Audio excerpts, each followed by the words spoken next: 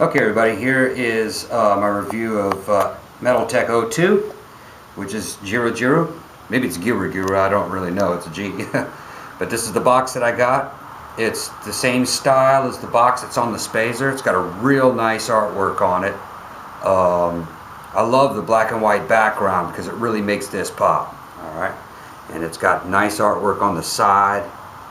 It's kind of cool how Duke Fleet's head kind of wraps around the corner. Got a wonderful photo in the back. It's just I think it's the best HLPRO box for the Metaltech line up to this point. Now, to give you a size comparison, here is the box to the Mazinger Z SRC. So this is a huge box. It's very impressive. It's even bigger than the Spazer box. See? All nice boxes, good artwork. It's a slightly different marketing strategy. It's very upbeat, real positive, kind of playful look, but very professionally done. And if you look in the back, this really impressed me.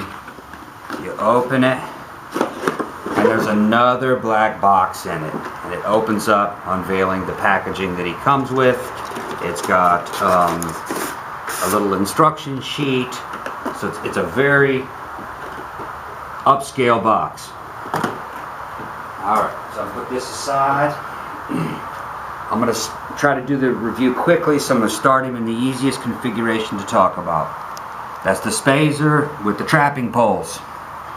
To give you a size comparison, there's an SRC. There is an SRC Great Mazinger. If you can get down a little bit lower so you can see the actual height difference. Okay, and now here's the wonderful MT01 Chrome Grendizer. Excellent figure. Alright, now Giru Giru also comes with a secret item. It's called the Tuono Espaciale, Space Thunder.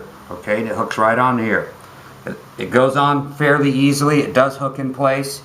I believe it was originally made for the horns on the older head, but it will go on here. You just might have to fiddle with it a little bit. Okay, so let's get into Giru. Move him aside. Shoot aside. The trapping legs are made out of plastic. They look like they are hand painted, actually. They look like hand airbrushed. And they come out and they fit into little offset pegs. And now you have Giru Giru in saucer mode. Also hand painted. You can see that it's not one solid color. It kind of fades into lighter shades of green. This is the bottom. Very nice. This whole top ring on the outside is die cast. This is hefty for its size. I believe the center part is heavy duty plastic, and this is kind of rubber, so you don't have to worry about breaking that. The bottom, it feels like the outside ring here, then it's dark. It feels like that's die cast. It feels like that might be heavy duty plastic. Now, I want to warn you, the paint on this is pretty thick, and it will kind of work its way off of there the first time you put it through there. But really wasn't too annoying for me. You know, most of us have paints, know how to mix paint, a little bit of paintbrush, you might be able to just, but I got a little white nick there. It almost made me mad, but hey, you know, this is a niche of a niche of a niche. It's Grendizer, and it's a Grendizer enemy from a relatively new company that produces in small numbers. So I'm just happy to have it, you know, but it's wonderful. Now, it comes apart, and when it's new, one of my little things, but when it's new, it's a little tough. It's loosening up, but it's got two pegs that hold it apart, and a series of pegs here to pull the little wings out, the little fins, and that's them. Okay, you can see that they're not uniform, which is really cool. They kind of have a weathered appearance to them, but they're nice, very nice. And you can put him in turtle mode with these in place, because in the scene that Giru Giru was from, he spent a lot of his time kind of in between transformations, kind of a hybrid. Now, the inner parts of the discs, they're not just hollow, they're got plastic in the inside of them. They're very well made. Okay, so once you have your discs, you put them into space turtle mode, and here's the unit. Now this is mostly vinyl, hard plastic, and rubber, and they were very intelligent about what materials they used where. So let's get him into turtle mode. Just line up the pegs, and pop him together there, pop him together here, and there he is, Giru Giru. Okay, very nice. The colors are beautiful. There's a lot of kind of weathering and fading in certain areas and around the edges of red. Articulation is actually very good when you consider what they were trying to do. They wanted him to be able to stand and support his own weight. So they tried to keep the weight down as not to put too much stress on the claws. And it has articulation in all hands, like in this direction, side to side. And it does rotate, but there's no up and down motion. That way it prevents him from sagging down to the ground. So you can actually get quite good articulation for what it is.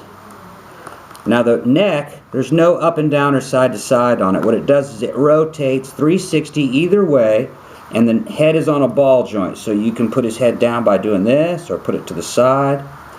The mouth does open a bit. You want to be careful. You don't want to force this mouth open. It's got very sharp little tiny teeth that you don't want to break. I do like this little spike. It's flexible plastic, so it cannot break. The eye details are really good.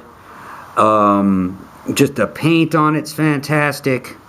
I really like the fact that they use kind of a hard rubber here, so these can't break under stress of the weight. This is rubber. This is kind of vinyl. Alright, it's nice. And this is kind of a harder plastic, but not so hard to make it brittle. The tail rotates. Okay, that's how you get different poses with that. He can assume a semi-bipedal stance in a way, but I haven't really fooled with this feature yet. I've seen people taking photos of him and he was upright. I don't know what kind of supports he needs, but unfortunately you can't face his head directly that way. But within the limitations of the character, I mean, come on guys, it's a turtle. It's a space turtle that turns into a UFO, or it's a UFO that turns into a space turtle. I don't know. Well, we're just lucky to have it. You guys got to look at this shit this way, alright? It's Giru Giru. If you ask the average dude walking down the street what a grendizer is, he couldn't tell you what a grendizer is, much less a Giru Giru. There's maybe a few thousand guys in the United States that could probably tell you what a Giru Giru was. So I'm just lucky to have it. I feel very honored to have it. It's a great piece. I think it's one of HLPRO's best die-cast pieces that they've made so far that I've seen or owned. Now I got to take a look at the trike. I like to ride motorcycles. I ride a lot of sport bikes. I got a Buell, and that trike looks pretty hot to me. I think the trike is next on my list. But if you are a Grendizer fan, you go ahead and get it. It's pricey. It's $150, but like I said, limited numbers, limited availability. There's not a huge market out there for them. So if you want a Grendizer enemy, you're going to pay for it. But they did give you a good item. Now there's the wonderful MT01 Chrome next to it. There's the Mazinger Z from SRC, and there's the Great Mazinger. Get you a scale. Actually, nice package altogether. They even work well. Nice. But I'm trying to think if there's anything I can say about it that's negative. I wish it had a ball joint on the neck, maybe, and a little bit more motion. But I'm just, and maybe a ball joint in the tail.